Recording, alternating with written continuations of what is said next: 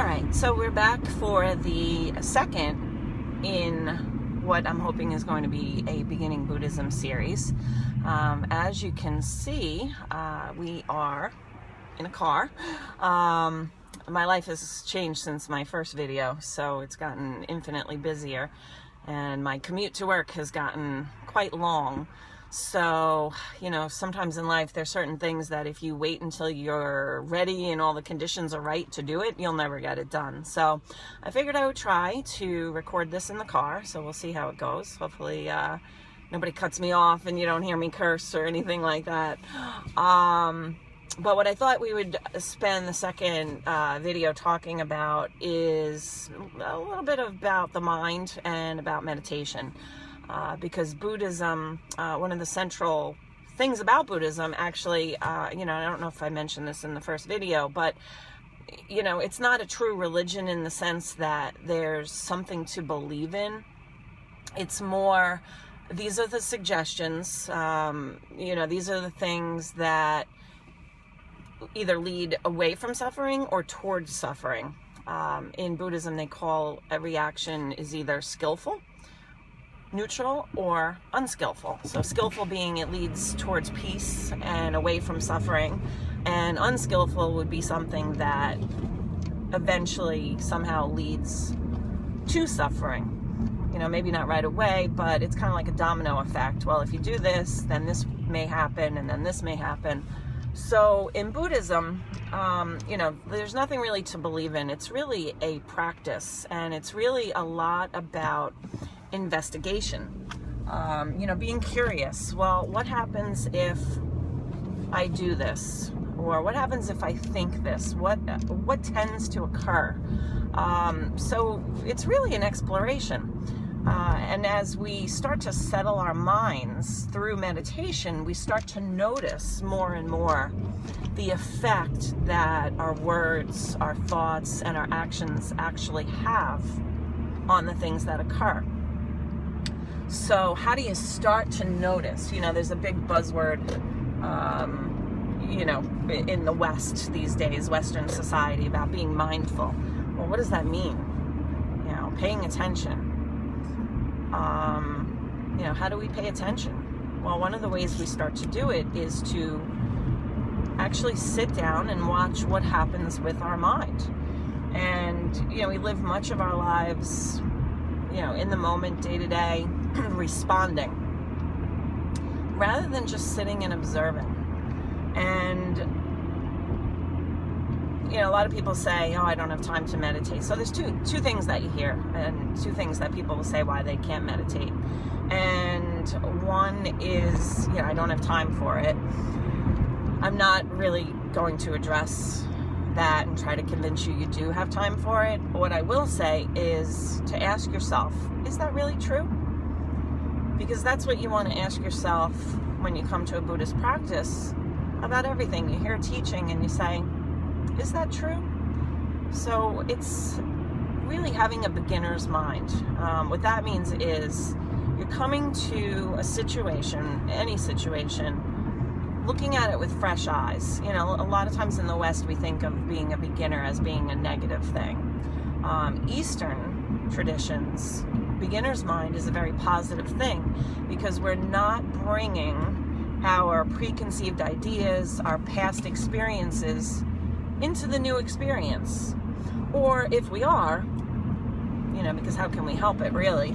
If we are, we learn to ask ourselves, is that true in this situation? Or is that just because, you know, that was my experience in the past? And being mindful, being aware of that thought process, being aware of what we're doing. So when you say, I don't have time to meditate, just ask yourself, is that true? And start to investigate. So I will leave that to you as a exercise to engage in maybe over the next week or month or so. But the other thing that you know most commonly hear is, I can't meditate, I can't quiet my mind, I can't clear my mind.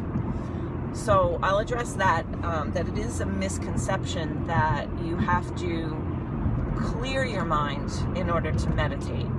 And that's what meditation is. That if you can clear your mind, I want to meet you. Either you're brain dead or you're just, you know, I don't know. I've never experienced it myself, and I meditate pretty much every day. You know, how much time do you need to make to meditate? I mean, obviously the longer the better. You're going to see more benefit from it. But is that necessary? You know, I literally do, I do about 10 minutes a day. You know, it's great if I can do 20 minutes. I love it when I could do a half an hour. An hour is phenomenal. I have not yet gone on a Buddhist retreat where I'm meditating, you know, 6 hours a day and, you know, for 3 days straight or a week straight. I have done day-long retreats, but, you know, the more you do anything, the better you get at it, or, you know, the quicker the effect of the practice.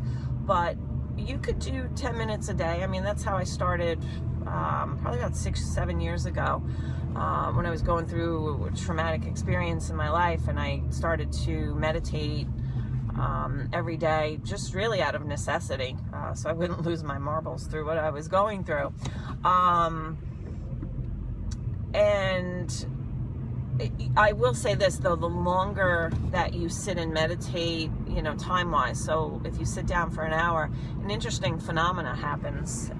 You know, you watch how things change. And these revelations that you have, you know, when you're sitting on a meditation cushion or on the yoga mat, you know, these are great things to carry out into the world once you leave the cushion or the mat. But you'll notice that in that hour, if you can sit for an hour, how your mind changes. I'll give you an example. When I sit down to meditate, you know, at first I'm very restless. As soon as I sit down, the to-do list, oh, I have to do this, I have to do, everything becomes urgent. I've got to do it right now. And if I don't get up and do it right now, I'm going to forget that I have to do it. One of the things that I do on occasion is actually sit down with a pad of paper next to my meditation cushion, and when that happens and it's really strong and the urge to get up is really strong, I'll stop myself, I'll empty my brain of all those things that I have to do, and I'll write them all down, so then I don't have an excuse why I need to cut my meditation practice short. Write it all down, and then you won't forget, and you can go do this stuff later. But so that, for me, that's what happens at the start of, let's say I'm going to meditate for an hour. Then I notice that over the course of the hour, I start to settle in. You know, my mind starts to quiet down. It doesn't jump as quickly from thought to thought. And we'll talk more about monkey mind and, you know, what meditation really actually is. So, you know, so then it starts to settle down, and then towards the end of the hour, especially if I get a chance, if the clock is near me and I can take a peek, you know, I have a timer, a nice meditation timer, so it gives me a nice gong, so I feel like I'm actually in a zendo or a, you know, meditation hall. You know, so if I'm watching the clock and I know it's, you know, time's almost up, I get restless again towards the end. Sometimes I'll notice I actually get sleepy. So rather than being alert to my thoughts, I may, you know, start to just get very dull, very, like, almost like nodding off. You know, and then you're not paying attention either to what's happening, what thoughts are coming in. But an interesting phenomenon that happens is as you start to notice your thoughts, you also start to notice the reaction of feelings. And when I say feelings, you know, people think of feelings as emotions. My theory is the reason that they're called feelings is because when you start to notice, you can actually identify the place in the body where that feeling manifests itself, where that emotion manifests itself. You know, if you even just think about it, you know, anxiety. Where do you feel that in your body when you feel anxiety? And a lot of people mention the shoulders, the chest. If you feel lonely or sad, you might feel it in the center of your chest, you know, your heart area. You know, so you start to notice those things. But the other thing you start to notice is, what's the thought that caused that? So as you can see, meditation isn't about clearing the mind of thoughts. It's really starting to notice the effect of the thoughts. It's noticing, where does the mind go? What do I tend to think about when I sit down to meditate? Am I a person that is constantly ruminating on the past? Going over memories, and I could have said this, I should have done that, or, oh, I miss this, person or, condition in my life or circumstance of my life. Or are you a forward thinker? Are you always in the future? That's me. I'm always planning on what I'm going to say, who I'm going to say it to, how this is going to play out. And almost none of it comes to fruition just the way that I thought it. So what's the point of all that? Not to say that there's not a place in our life for planning. There certainly is. But on the meditation cushion, it's very interesting. For me, I've noticed that when my mind does go in the future, anxiety occurs. So this is what meditation is about. It's about, true meditation is one-pointedness of the mind, or steadiness of the mind. Focusing on one thing, unbroken. And you develop the capacity over time and with practice to lengthen the period of unbroken concentration. In the beginning, I will say that unbroken concentration, if you can get unbroken concentration for 10 or 20 seconds, you're doing it. You're doing a good job. There's some days where I just, I'll set the timer for 10 minutes and I'll say, gosh, if I could just get 2 minutes out of this where I have unbroken concentration, it will be a successful day. So how do you do that? How do you achieve that? Well, there's lots of different ways. Some people like to listen to a guided meditation, and you can find these, I can certainly record one. I've taught meditation numerous times as a substance abuse counselor and as a yoga teacher. But there's a great website that really got me started learning everything that I wanted to know about Buddhism, and it's audiodharma.org. Dharma is the teachings of the Buddha, and it's DHARMA. So audiodharma, all one word, .org. And you can find guided meditations on there, and there's other podcasts and websites that also have them. You can download them probably off of iTunes. So some people like to be guided. I don't like background noise, but that's just a personal preference. Some people like to have music playing and just focus on the music. I don't like that quite as much, because I like the silence so I can pay attention to my mind. But in the beginning, I will say, when I first started to meditate, I did have music playing. It just was starting to train my mind. So, it's really, you investigate what works for you. Another teaching that worked for me, and it also worked for a lot of my students and my clients, is counting the breaths. So it's really paying attention to the breath. For a lot of people, the breath is not all that interesting, and I was, one of those people in the beginning, and probably I still am to some degree. But so what the teaching is to count the breaths. So, for example, you can start with 3 nice long deep breaths, and then begin to count. So inhaling is 1, exhaling is 2, inhaling 3, exhaling 4. And paying attention to only that, and when you get to 10, starting over. And here's the reason why, because this is what can happen, and this is what will happen. I pretty much can give you a money-back guarantee that it will happen. You'll find yourself, inhale 1, 2, 3, 4, and you get, all of a sudden you find yourself at 30, and you were supposed to stop at 10. Well, what happened there, when you notice, is that your mind actually split in 2 directions. We've been counting since we were, toddlers, and we're very good at it. So our brain can actually split in 2 directions. We can be counting, and we can be thinking about a million other things. So when we suddenly come back to the counting and the breath, we notice, oh wow, I was lost in thought. I don't know where my mind went. Or maybe we do. Maybe we realize what we were thinking about. So stopping at 10 and starting over causes us, makes us pay attention. So that's one way. Just some people really do get into focusing on the breath. They're very tactile, maybe, where they can actually, feel the air going into the nostrils and feel the chest expand, and, feeling the rib cage move out. So if that works for you, if that can be your point of concentration, then great.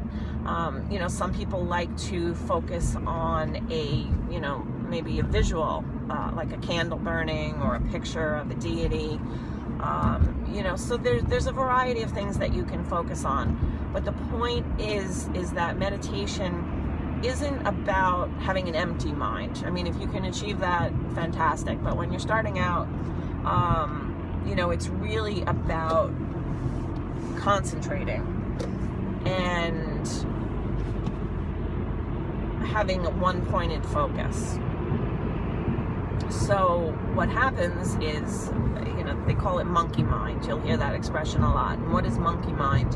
Well, if you think of a monkey, going from tree to tree in the forest, he's grasping onto a branch. We're grasping onto a thought.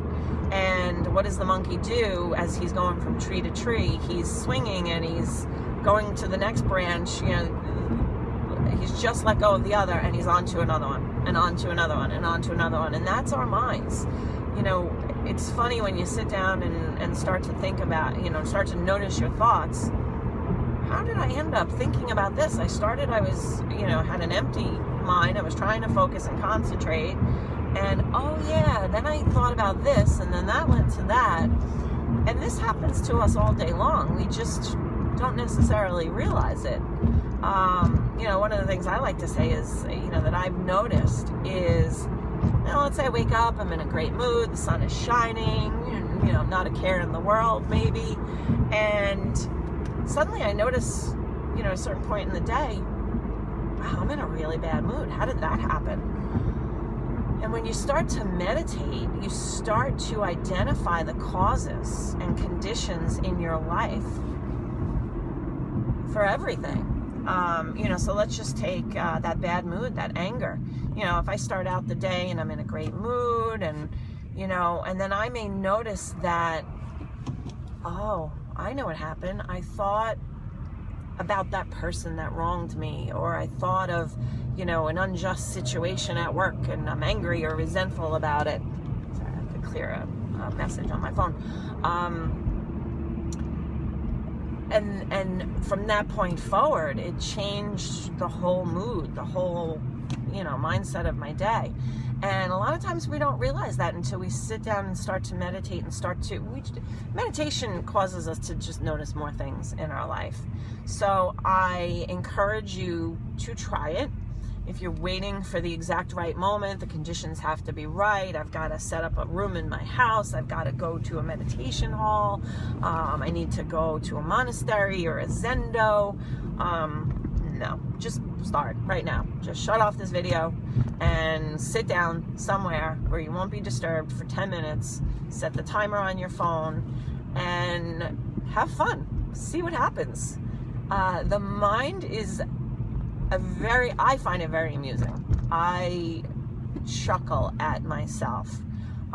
That's one of the things I'll also say is just start to notice what's your reaction to yourself. I've become very playful with my practice, both yoga practice and meditation practice. I've always been that person who's very hard on myself. I must do things perfectly. I must. And when I watch it, how unsuccessful I am at these things, I laugh. So start to laugh. Start to say, hey, I sat down with the best of intentions to, have this one-pointed awareness and focus for 10 minutes of meditation. I'm going to do this. And the 10 minutes is up and you realize you really just sat down to think for 10 minutes. Well, that was fun. But you know what? It's largely about the intention. What is your intention? Do you intend to have a peaceful mind? Do you want to start to be more mindful, cognizant? Do you want to start living life more ethically? You know, everything starts with awareness, and everything starts with an intention, and then you just got to put in the effort. And these are all factors of awakening. These are paramis. These are things that we will be talking about in subsequent teachings, talks. So I hope you've enjoyed this, as I'm dead stopped in traffic, and I'm gonna have fun and listen to talk on Audio Dharma. I encourage you to do the same. Enjoy, and I appreciate the feedback that I've gotten, and have a great day. Namaste.